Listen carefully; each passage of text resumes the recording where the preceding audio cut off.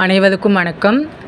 நவராத்திரி அப்படின்னு எடுத்துக்கணும் அப்படின்னா வருடத்திற்கு 4 நவராத்திரிகள் அப்படின்றது மிகவும் விசேஷ விதமாக சக்தி உபாசகர்கள் மற்றும் அனைவராலும் கொண்டாடக்கூடிய வகையில் அமையும். அதே போல் தை மாதத்தில் வரக்கூடிய அமாவாசை தொடங்கி 9 நாட்களும் தசமி முடிய நமக்கு வரக்கூடிய நவராத்திரி என்னன்னு பார்த்தோன்னா ஷியாமலா நவராத்திரி அல்லது மாதங்கி நவராத்திரி அப்படின்னு சொல்லக்கூடிய இந்த 9 நாட்கள்.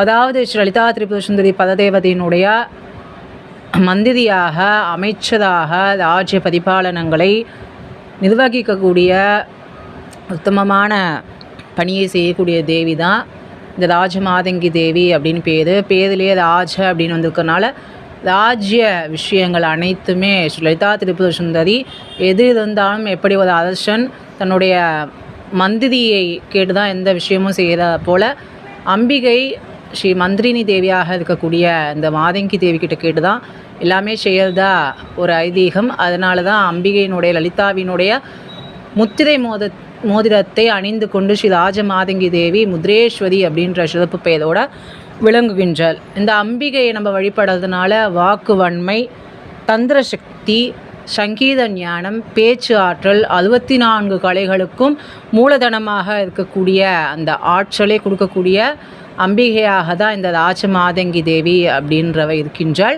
மேலும் அம்பினுடைய அந்த பிரதம மந்திரியாக தன்னுடைய பிரியத்திற்கும் மேலாக இருக்கக்கூடிய தேவியாகவும் இந்த ஷியாமலா தேவி அப்படின்னு சொல்லக்கூடிய ராஜமாதங்கி தேவி இருக்கின்றாள். ஷியாமலை அப்படின்னா கரும்பச்சை நிறத்தினவள் அப்படின்னு நமக்கு பொருள்படும். அம்பிகையினுடைய அந்த பிரம்ம வித்தியில் இருக்கக்கூடிய 98 அக்ஷரங்களுடைய அதிதேவதையாகவும் இந்த அம்பிகை விளங்குகின்றாள். வைகரி வாக்காகவும் விளங்குகின்றாள். மேலும் 6 ஆதாரங்களில் விசுத்தி சக்கரத்தினுடைய அதிபதியாகவும் இந்த ராஜமாதங்கி தேவி இருக்கின்றாள். மன இருளை போக்கி ஞானத்தை அளிக்கக்கூடிய கதம்ப வனவாசினியாக, அதாவது ஸ்ரீசக்கர மகாபீடத்தில் வெள்ளி தங்க கோட்டைகளுக்கு அப்பாற்பட்டு இருக்கக்கூடிய கதம்ப வனவாசினியாக இந்த ராஜமாதங்கி தேவி இருக்கின்றாள். மேலும் மதுரையில் இருக்கக்கூடிய மந்திரினி பீடம் அப்படின்னு சொல்லக்கூடிய மீனாட்சி அம்பாளினுடைய திருத்தலமும் ராஜமாதங்கி தேவியை உபாசனை செய்யக்கூடிய அன்பர்கள் வழிபடக்கூடிய இடமாகவும் இருக்கின்றது. மேலும் அம்பிகையினுடைய அங்க தேவதை லகுஷியாமலா, உபாங்க தேவதை வாக்வாதினி, பிரத்யங்க தேவதை நகுலினி ஆகிய தேவியர்களும் அம்பிகைக்கு சேவகம் செய்கிறார்கள்.